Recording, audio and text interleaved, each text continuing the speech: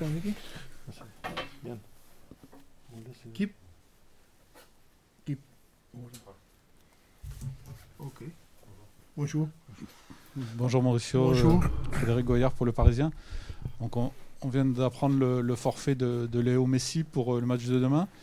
Est-ce qu'il n'y avait aucune possibilité qu'il soit présent demain et pourquoi il est absent finalement?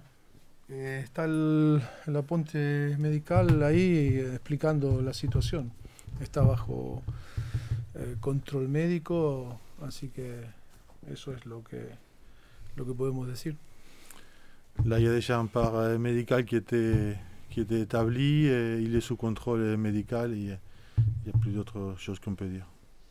Bonjour messieurs, Nicolas Bonjour. Paillard d'Infosport Plus et de Canal.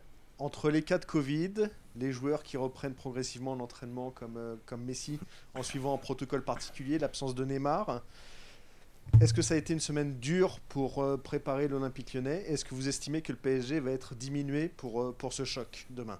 Merci. Bueno, todos los equipos están disminuidos por ausencias. En este caso pueden ser lesiones, pueden ser suspensiones, pueden ser COVID.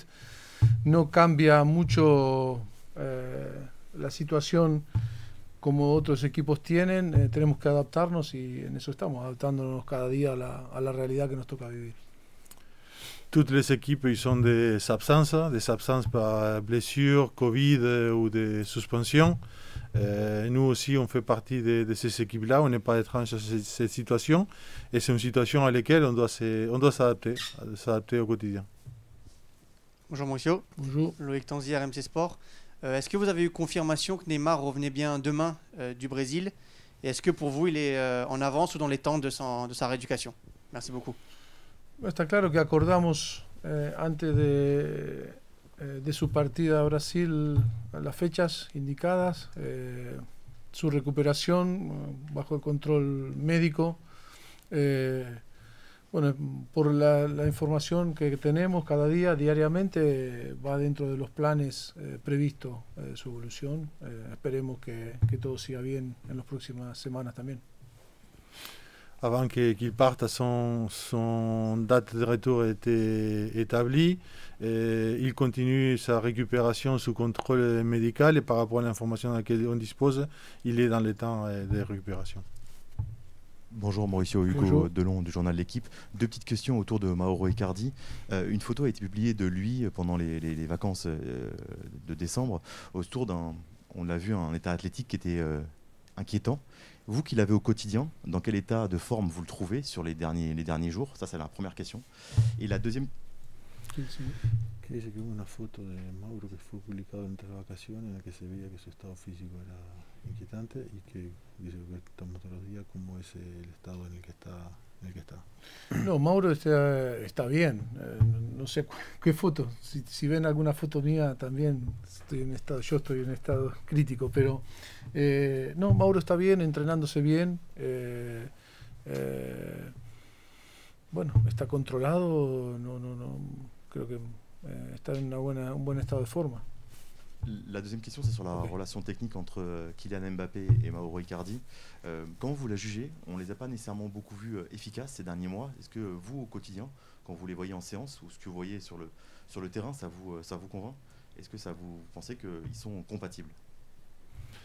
¿Cómo es la relación técnica, la complementariedad entre Mauro y Kylian, que en el último tiempo no se ha visto que han sido muy productivas, pero bueno, ¿cómo lo ves? Bueno, en el caso de la relación entre Kylian y Mauro, está claro que no han jugado mucho juntos en el último tiempo. Cuando Kylian estuvo suspendido, Mauro jugó de titular. Pero creo que son dos jugadores que se pueden complementar muy bien. Las características son diferentes, pero pueden complementarse dentro de esas características diferentes, pueden aportarse cosas interesantes. Si mañana decidimos poner a los dos en ataque, va a ser una buena oportunidad para verlos en acción. Dernièrement, ils n'ont pas pu jouer ensemble beaucoup de minutes, mais parce que Mauro il a joué quand Kylian il était suspendu. Après, ce sont des joueurs qui ont des caractéristiques de jeu différentes, lesquelles peuvent être complémentaires. Et on verra demain si on décide justement de qu'ils puissent jouer, de voir quelle est sa relation. Bonjour, Alexis Hontan de l'agence Bonjour. France Presse. On parlait tout à l'heure du contexte compliqué avec le Covid. Est-ce que partir faire un stage au Qatar, c'est raisonnable dans ce contexte-là? Yo no soy la persona que tenga la información para decidir si es una buena decisión o no es una buena decisión.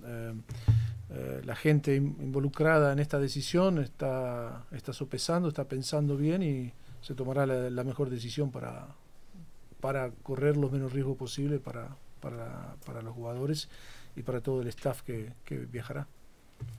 Je suis la personne indiquée, je ne dispose pas de toutes les informations. Les personnes concernées ou ceux qui prendront les décisions, ils s'analysent justement toutes les informations desquelles ils disposent pour prendre la meilleure décision et pas prendre les moindres risques. Patrick Hermansen pour Associated Press. Demain, pour le match OL-PSG, les supporters sont interdits de déplacement, car sur décision du ministère de l'Intérieur, parce que selon le ministère, il y aurait un réel danger de violence. Qu'en pensez-vous? Bueno, no puedo pensar poco, solamente aceptar las decisiones del gobierno, que tienen la mejor información y que creo que toman la mejor decisión para que tengamos un partido sin riesgo, para que se pueda jugar un partido de fútbol y que todo el mundo pueda disfrutar, y no tengo nada a decir sobre las decisiones a este tipo de nivel, ¿no? J'ai pas grand-chose à dire par rapport à ça.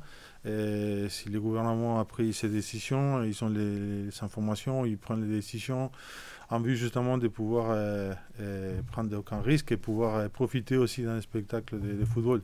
Je n'ai pas d'opinion à justement émettre par rapport à une décision du gouvernement. Mauricio, avec toutes les absences qu'il y a au PSG, est-ce que c'est compliqué pour le match de demain de définir l'équipe qui va devoir aller affronter Lyon au Groupama? La misma complejidad que cada jornada, teniendo a todos los jugadores en forma, o teniendo en este momento jugadores que no puedan estar disponibles. Siempre son decisiones, siempre son la búsqueda de la mejor manera de asentarlos en el campo para que puedan tener las posibilidades de rendir de la mejor manera posible. No es ni más ni menos complicado, es prácticamente lo mismo a cuando tenemos toda la plantilla en una buena forma.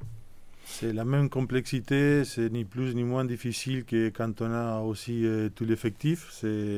C'est aussi prendre des décisions aussi de pouvoir les mettre les joueurs dans les meilleures conditions pour pouvoir avoir une bonne performance. Mauricio, dans votre esprit, qui est le suppléant, entre guillemets, de Hakimi au poste de latéral droit? C'est plutôt d'abord Kerrer et ensuite Colin Dagba. Et juste par rapport à l'équipe de demain, est-ce qu'on pourrait revoir des jeunes, par exemple? Sí, seguro jóvenes van a estar envueltos en el desplazamiento, en el squad. Y después tenemos alternativas. Dagba es un lateral derecho y Tilo es un jugador que puede jugar en diferentes posiciones, pero es más específico, es un central más que un lateral. Cualquiera de los dos puede desenvolverse en esa faceta, dependiendo cuál va a ser el plan de partido. Los dos están a disposición y en forma, es solamente tomar la decisión una vez que mañana llegue el partido, pero bueno, la decisión está tomada, pero la comunicaré mañana a los jugadores antes que a la gente, ¿no? Les jeunes, ils feront partie du match de demain, ils seront dans les groupes. Après, Colin, c'est un latéral droit. Thilo, c'est un joueur qui a la capacité d'évoluer dans différentes positions, mais qui à la base, c'est un défenseur central. On peut chercher différentes alternatives aussi, qui va dépendre aussi du plan de match qu'on va adopter. Et la décision, elle est prise, mais elle sera communiquée demain aux joueurs. Rebonjour Mauricio. Bonjour. Xavi Simons, depuis son arrivée en formation au PSG, a évolué à plusieurs positions avec les jeunes, les U19 notamment. Vous, quelle est selon vous sa position préférentielle? Est-ce que c'est comme en position numéro 9, comme il le fait avec les U19, ou sur un côté, ou peut-être même derrière, en position de relayeur. C'est ma première question. Et je voulais avoir confirmation, est-ce qu'on vous a demandé pour demain de laisser un certain nombre de jeunes pour la Coupe Gambardella? Il y a un rendez-vous des U19 et je voulais savoir si on vous avait demandé, parmi les jeunes, d'en laisser à disposition. Merci. La primera es la posición de Xavi, La ¿no? position de Xavi, Sí, Bueno, todo jugador, la gran diferencia, el gran paso definitivo es entre el equipo de formación y cuando pasas al primer equipo. Hay muchos jugadores que por las características pueden encontrar diferentes posiciones para jugar.